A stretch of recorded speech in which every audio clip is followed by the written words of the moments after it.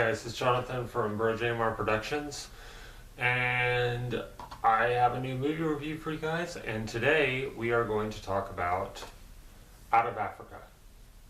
Now, this one was a request from my mom.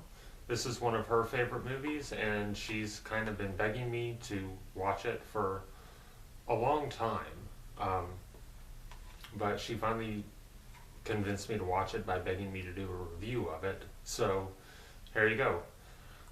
This is a movie that came out in 1985. It has Robert Redford and Meryl Streep. It was directed and produced by Sidney Pollack, and it was based on a true story. And in 1985, it won 7 Academy Awards, one of the highest numbers for any individual movie, including Best Director, Best Actress, and Best Picture. This is based on a true story of a woman named Karen Blixen who was from Denmark and moved to Africa to marry a baron, and she gained the title of Baroness. She ran a coffee plantation while she was down there. And this is really a story that's all about her. It's a movie that pretty much solely focuses on her character, mainly her struggles of being in this land, being alone, because even though she's married, she's still alone, and her finally meeting somebody who changes her life. This is not a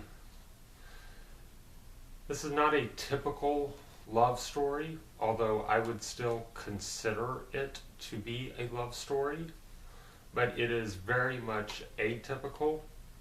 Even nowadays, it would be considered an atypical love story. But it's really more about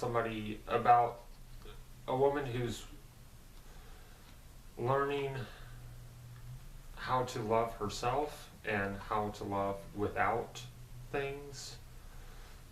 And she ends up meeting Robert Redford's character, who's named Dennis, who is a hunter and kind of a wanderer, kind of a loner, and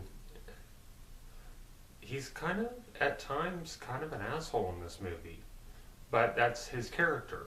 It's not, it's just the way his character is. There were some parts that I didn't like with his character, just his absolute insistence on needing to be alone. And I understand that. I'm kind of an independent type person myself, but he kind of takes it to extremes.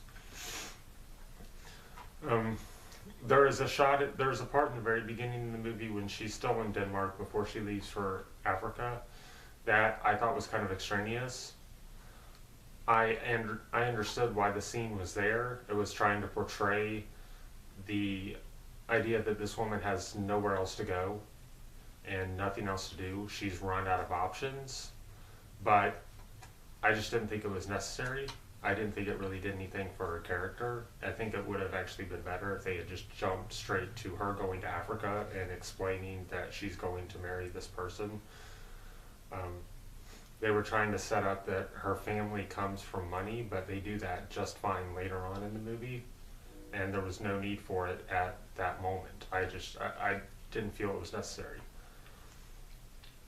But the main thing that this movie is all about is the relationship between Meryl Streep and Robert Redford. And it is fantastic. They do such a great job with it. It's very realistic. It's a very realistic portrayal of love, falling in love, and falling out of love. Because it hits all 3 of those notes. And many times simultaneously, because she is married to somebody who not only cheats on her, but gives her syphilis at one point. She stays married to him, but she begins to have an affair with Robert Redford. and he doesn't really want to be in a relationship per se. At one point she asks if they're ever going to get married, and he says, why? Why would we do that? And then he leaves at one point.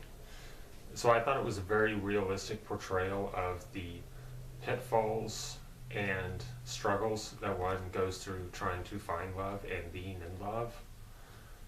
But the other main portion of the movie is Meryl Streep's character falling in love with the country of Africa. The people, the land, the culture, all of it. She's running a coffee plantation, and she has some of the locals working the land for her, and it's just her absolutely falling in love with these local people and trying to help them in any way that she can. She builds a school for them. She tries to get them land. She actually pays them wages. You know, it's her trying, it seems to be her trying to bring culture to what she considers to be a cultureless land. And by the end of the movie, she realizes that the land's just fine the way it is. I don't want to say, I don't really have a whole lot more to say about it. I thought it was a fantastic movie. I thought it was very beautiful. It's a little bit slow, but once you actually start to get into, once the true story of the movie actually begins, it kind of sucks you in a lot of ways. There is some fantastic characters in it, especially Meryl Streep's. I don't really know what he was. He was almost like a translator, personal bodyguard type person. His character was hilarious. Just his facial expressions on everything that happens and things that she says. Like, she brings a cuckoo clock into the house, and the first time it pops out and says cuckoo, he just gets this facial expression of, it's hilarious. And of course, it's Robert Redford and Meryl Streep, and they are just fantastic in this. I mean, Robert Redford is good in everything. He is one of the easily one of the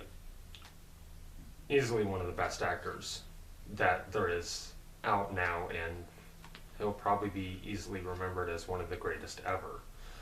Meryl Streep, I really hadn't had much of an opportunity to see, I don't think, anything that she's been in that I can think of offhand, but she was great. I mean, I can understand why, you know, people say some of the things they do about her. I just never really had an opportunity to see anything that she had been in, but she's fantastic. And with a director like Sidney Pollack, you can't expect anything less than brilliance. And it truly is. It's a beautifully shot movie. It's a beautiful story. It kind of makes me want to know more about the true story, and I'm probably going to be looking that up and doing some research into it. Definite recommendation.